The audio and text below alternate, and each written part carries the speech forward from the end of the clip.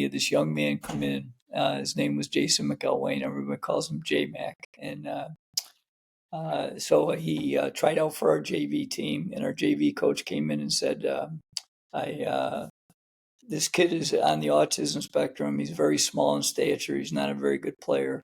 But he has this big heart. He loves basketball, and he's a team guy. I want to keep him in the program. And I said, well, what do you got in mind? He says, I want to keep him as a team manager and practice with the team. And so, in our situation, a lot of high schools, the JVs played before the varsity. So Jason would sit on the bench for both games. And the first game, because he was going to the JV practices, he would get pretty emotional. And one of my varsity kids would always go out and straighten his white shirt and black tie and get him ready for the varsity game, where he was much calmer. But what really set Jason different was he was very small in stature, but he had this big heart. And after his sophomore season, where we lost in the semifinals now for the fifth time in my career, he came to everything, Nick. All our off season, I was picking up this house, and he had just such passion for basketball, and I did too. So we really developed this bond. So he tries out his junior year, doesn't make the team, but he serves as the team manager. In fact, I'll tell you one quick story. First team meeting, I walk in the meeting, and he immediately raises his hand. I says, yes, J-Mac. He says, Coach, we know you've never won the Section 5 championship. And I says, well, thanks, Jason, for the reminder. And he says, but this year's going to be different. We love how you give us a quote every day. So we've adopted this mantra called stay focused. We're going to help you win your first Section 5 championship. And I said, well, thank you. We have another good season. We get to the semifinals for the sixth time in my career, and we lose at the buzzer to our crosstown rival. And I lost it that night at home with my wife. But you reminded my mission was not to win championships. It was to develop young men. And so I went back to work, and Jason was my inspiration because he came back as senior trying to make the team again. And he had gotten a little bigger. He was like 5'9", 110 pounds his senior year. But he was still not good enough to make the team. But I told him I wanted to give him a gift. And the gift was for his loyalty to our program, as I was going to give him a uniform for our final home game where we honored the seniors before the game. And I did that. I gave him a uniform. And even though I wrote a book about it, it was actually the first half of the season, the most difficult part I've ever had. We got a team that was divided. There were a lot of issues in my book called The Coach of Miracles. It's too long of a story. But the bottom line is we were underachieving because we weren't getting along.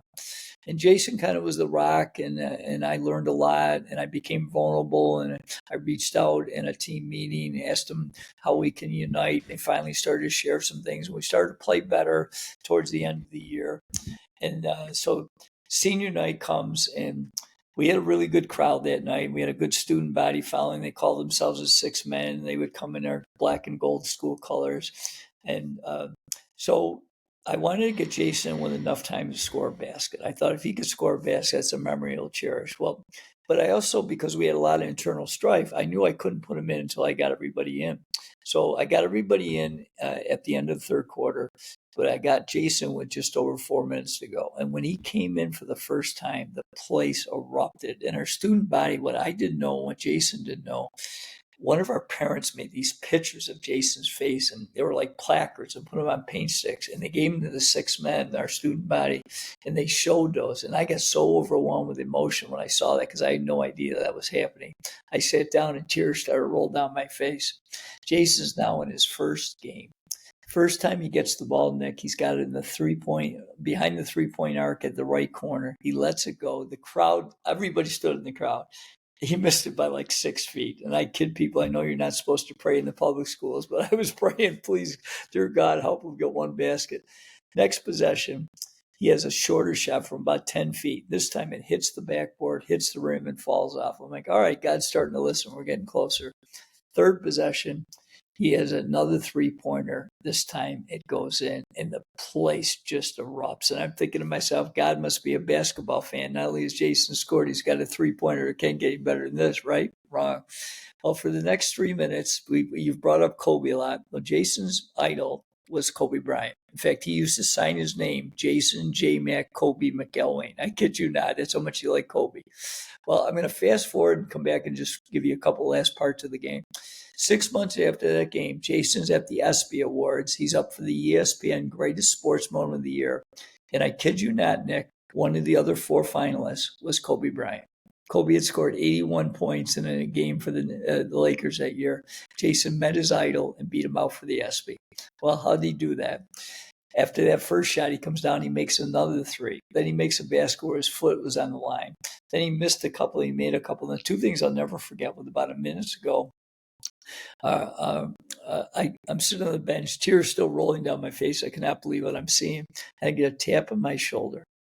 I look behind me. It's Jason's mother, and she's bawling her eyes out, and she whispers, "Coach, this is the best gift you could ever give him, my son." I got so choked up, I cried harder.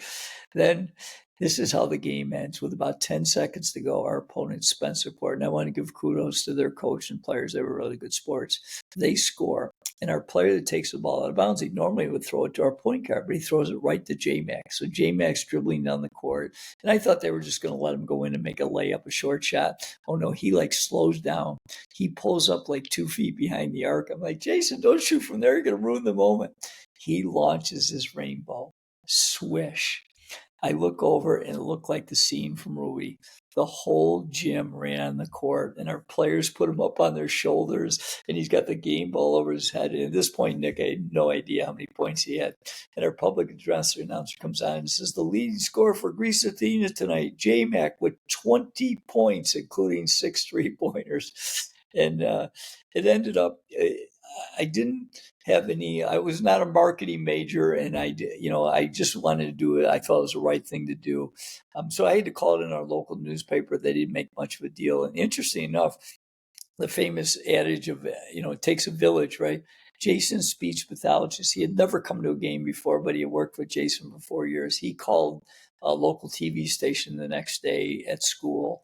And from there, they showed it that night. And after that, it just exploded. I mean, we were on more media. We ended up being on Oprah. We met the President of the United States. It was just crazy. But the 2 things I'll share is we had so much strife. I wasn't sure I know the players liked Jason, but what was really cool, I call it the essence of teamwork, was in those last 4 minutes, they decided, I never asked those players to pass Jason the ball. They decided out of their own hearts. They passed the ball to him every possession. In fact, they still kid Jason to this day. J-Mac, I'm still looking for your first assist. You didn't pass the ball once. And then the last thing, just to culminate the story, Nick, as I mentioned earlier, I was a coach that couldn't win the big one. Well, we got a lot of media attention, and then the arenas, our area, they like sports, but it's not like Indiana where, they're selling out for high school games. But because we got so much media attention, and we got to the championship game for the first time, and I walk in the arena, and our arena seats about 10,000, and it's sold out. And normally for a championship game, we'll get 4,000. And we start the game down 13-2. And we battled back. And remember, I talked to you about handling adversity better. And I stayed as a rock. I stayed positive, J-Mac. And we ended up winning the game late in the game and ended up winning our first championship, which was just unbelievable. And then Jason, 2 years after that, came back and volunteered in my program. And we ended up coaching my last 9 years together. And we won 5 more championships. So he was definitely my good luck charm.